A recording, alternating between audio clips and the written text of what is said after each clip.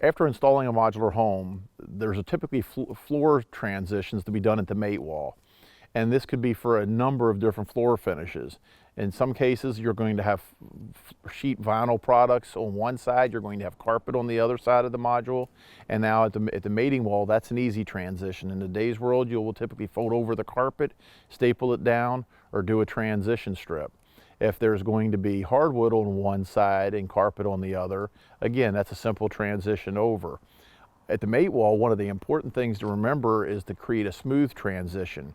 Because we're putting two modules together, the set crew will do everything they can to keep that floor exactly level from one side to the next.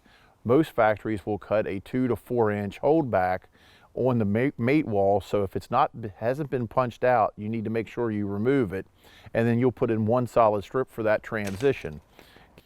Once you put in the 4 inch or 6 inch floor transition, the key thing is to screw that down, not nail that down. Nails will back out over time. Screws you screw down.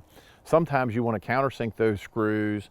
You will belt sand that area and possibly even install a floor leveler because you have maybe a sheet vinyl product or a vinyl tile product that you want to make sure you have a perfect underlayment for.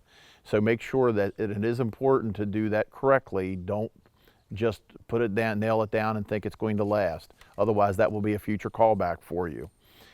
In other cases, hardwoods, typically the factory is going to install the floor on one side if it's all factory installed. At the transition, they will stop because you don't want to have all the hardwood on one side, all the hardwood on the other, and have some kind of visible transition. It does require more work to be done on site because the factory can only do half of it. In many cases, if it's engineered hardwood, the factory can install much more of the product because it's not going to shrink and expand differently.